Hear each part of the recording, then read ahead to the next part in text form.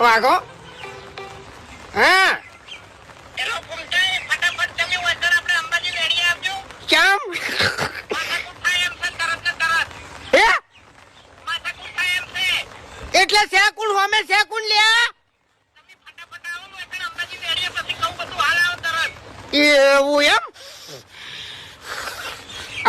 આવશું તરત આવશું. વાત આવી છે ભાઈબંધીની પણ હવે હોમે ગમે સંબંધી હશે ને તોય હું ભમાયા વગર ની રૂવાતી એમ